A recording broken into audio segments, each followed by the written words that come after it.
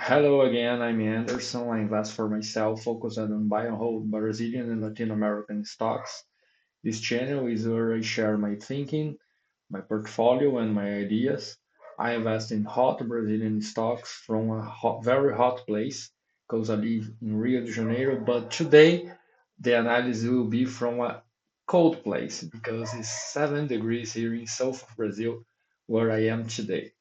And the company for today is a company from a cold place too, Mercado Libre, founded in 1999 in Argentina, is today the Latin American Amazon plus PayPal due to Mercado Pago fintech operations, and it operates in 18 Latin American countries, but mostly Brazil, Mexico, Argentina, and Chile and Colombia. Mostly Brazil and Mexico. Brazil represents like 55% of all the income and profits, and is where the company is putting all bets.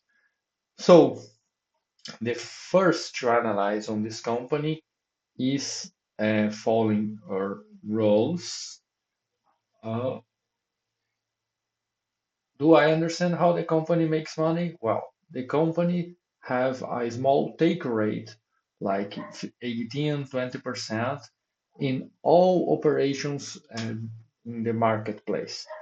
So once a seller sell a product or an official store, the company receive this take rate.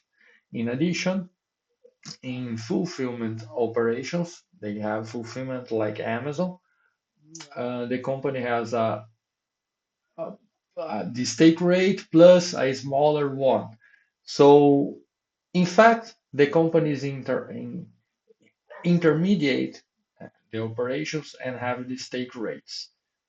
On Mercado Pago, they start on take rate on operations outside the marketplace, but nowadays they are focused at much more on credit cards and loans. Well, in the next, uh, this data is from first quarter.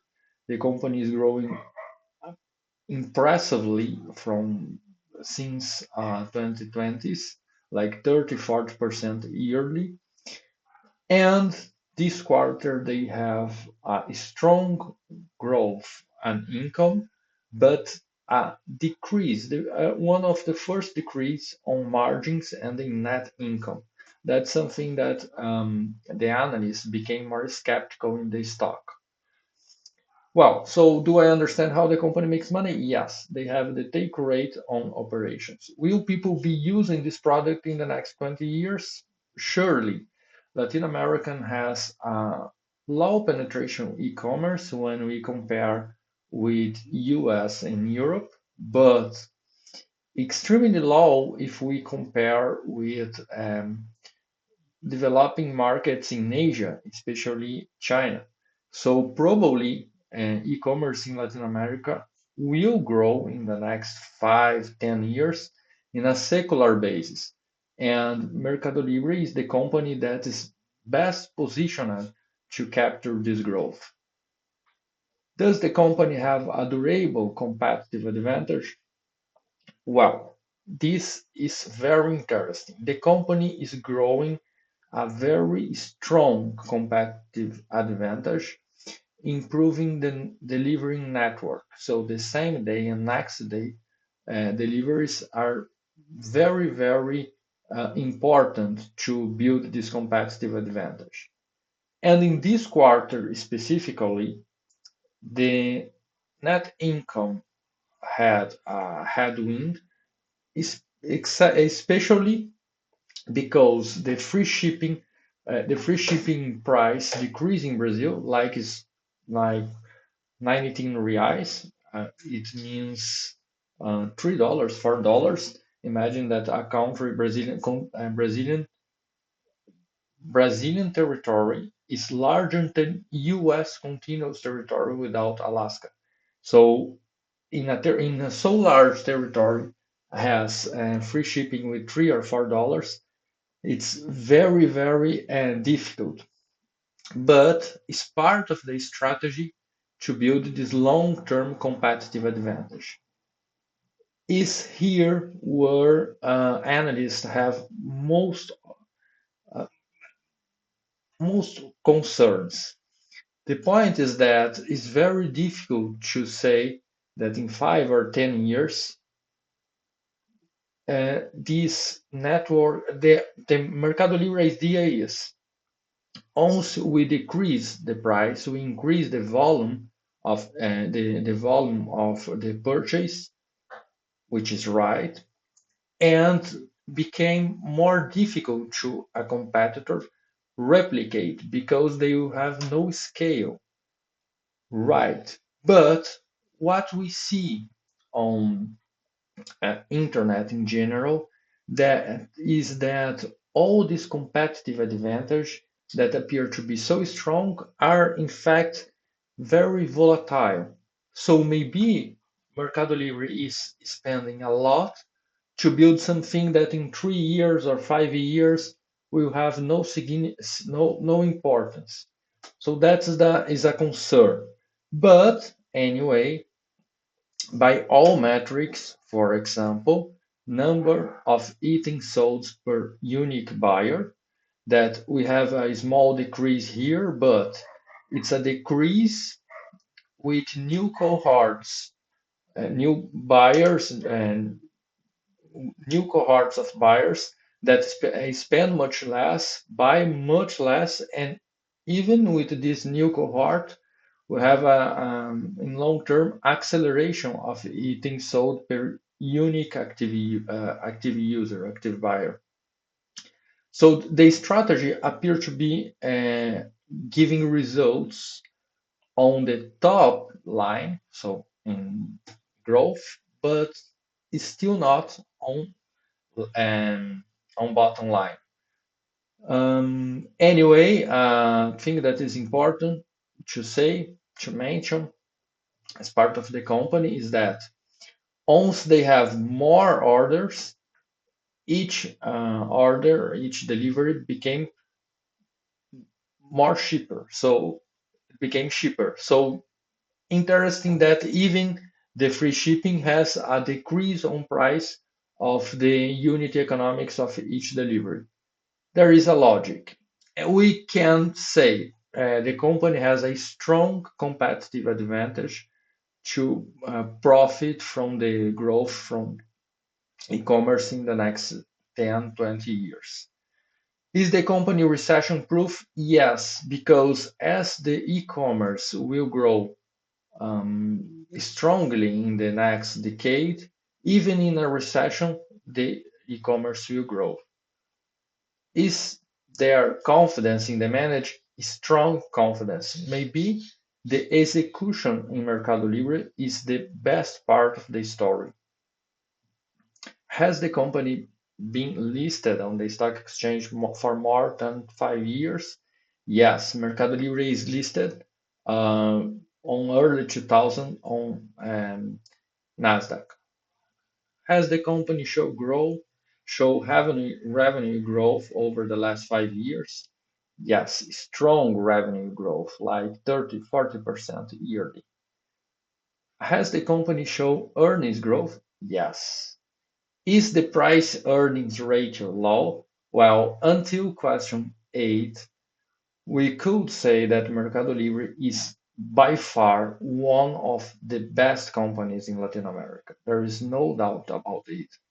The point is that maybe not only of is not one of the best stocks because price earnings ratio is extremely high. It's like 40, 50, and it is high. It is normally high to Mercado Libre.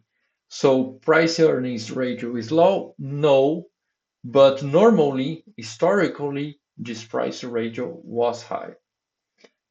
Does the company have a consistent dividend growth? Never paid a dividend. What is normal on technological companies? So has no dividend. Has the company been profitable for the last 5 years? Yes, all years since 2021. Has the company never reported a loss in fiscal year? Now, the company reported loss previous 2020, but it's a different moment in, in relation to today. The company was investing much more, and e-commerce on 2018, 2019, as it's another picture in relation that today. Does the company have a role return of equity above 10%? Yes, it's near from 30%. Is the company debt high? Yes, the company debt is high. It is not a problem, especially because net debt is not high. The Mercado Libre has a strong cash position, but the company has a debt. Does the company have debt lower than equity? No, the debt is higher than equity. But again, net debt position is not so bad. Thesis and projections. What is the main investment thesis? Mercado Libre will capture all the growth and maybe more than the growth rate of e-commerce because they are gaining share in the next 5 and 10 years in Latin America. They are strong nowadays in Argentina, Brazil, Mexico, and all other 18 and 15 countries they operate, they consolidate as other. So we have a strong opportunity here for Colombia, that is a market similar to Argentina, and Peru plus Chile, that is the sum of the both Peru plus Chile and Ecuador, maybe it's another Argentina. We have 130 million people, one entire Mexico to explore. The fintech operation is a strong bank now, Mercado Pago, but I'm more confident on e-commerce operation than in Mercado Pago operations. In fact, part of the losses, not losses, but the lower net income of this quarter is because Mercado Pago should increase provisions on bad credit cards in Brazil. Well, once they increase the numbers of credit card holders, they will reach worse customers. So it's normal, but it's the business of all banks, is the problem of all banks in Brazil.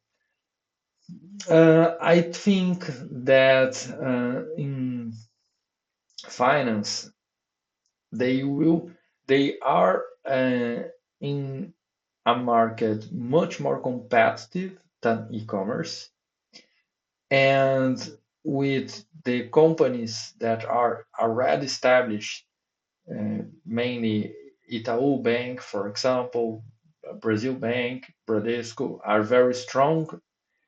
So the incumbents are strong, one thing that didn't occur in e-commerce, and the newcomers like Nubank, Inter are strong too. So I see less opportunity in finance than in e-commerce.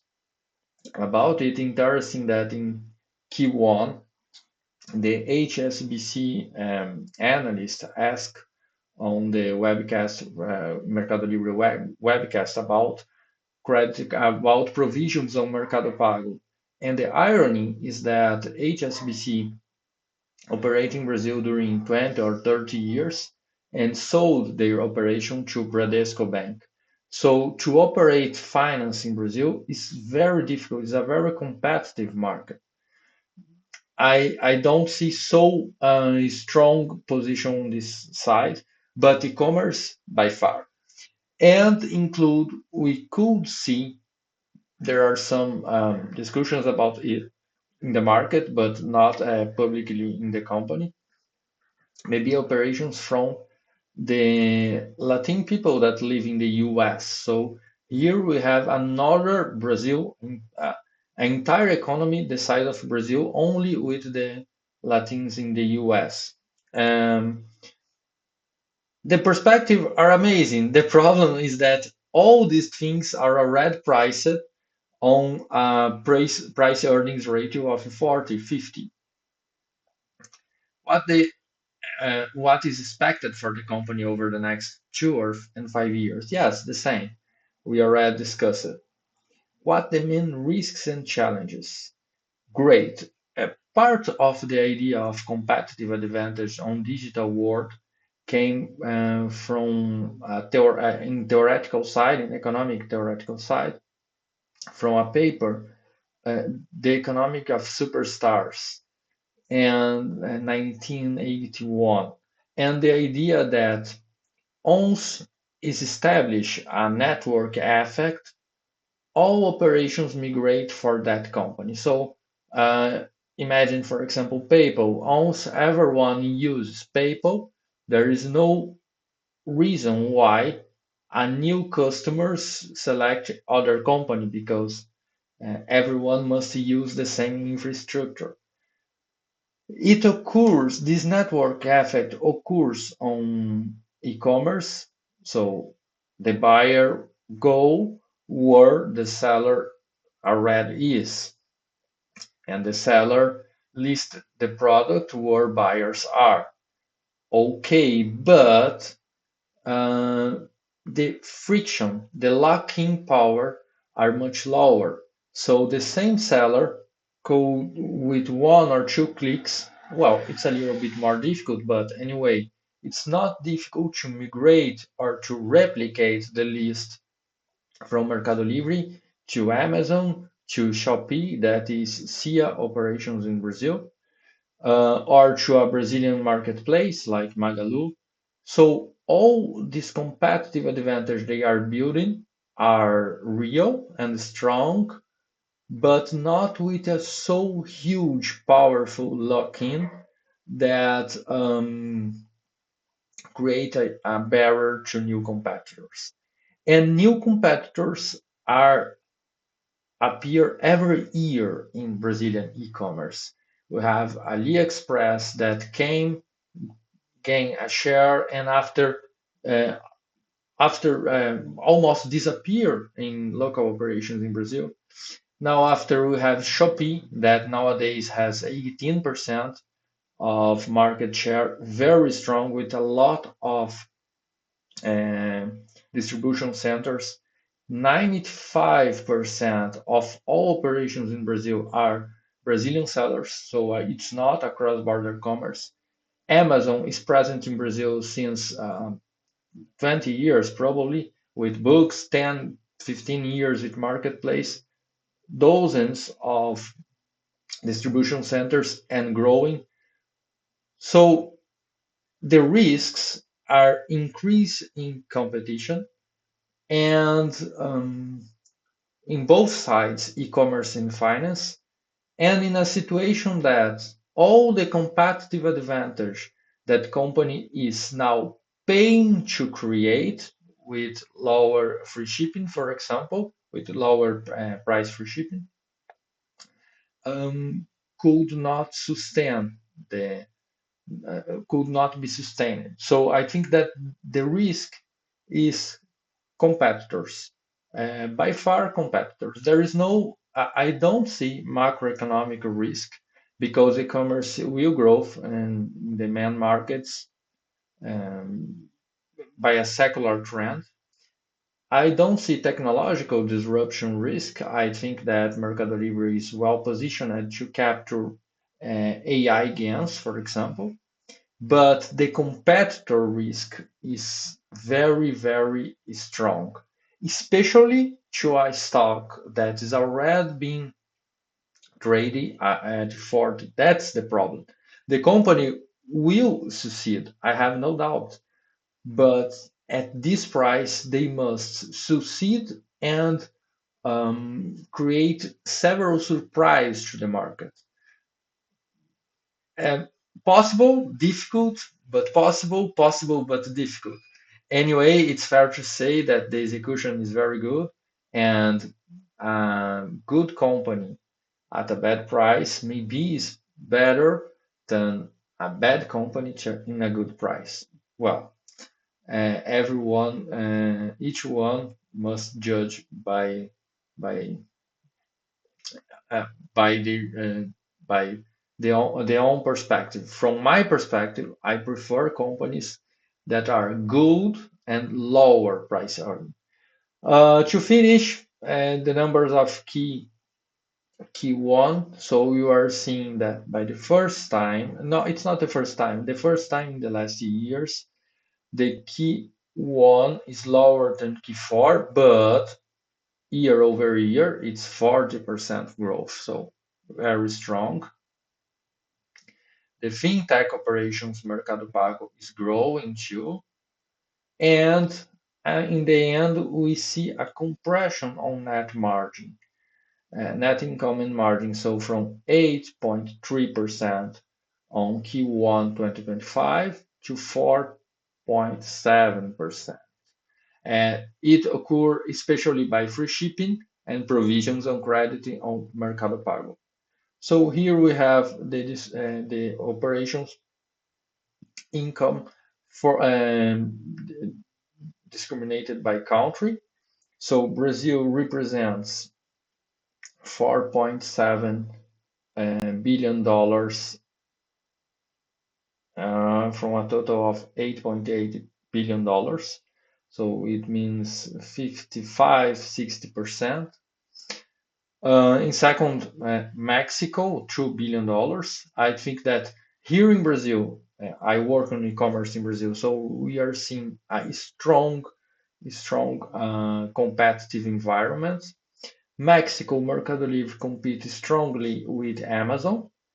Argentina is a country that is a dream from Mercado Libre because they have no competitor, and neither Shopee, neither local players.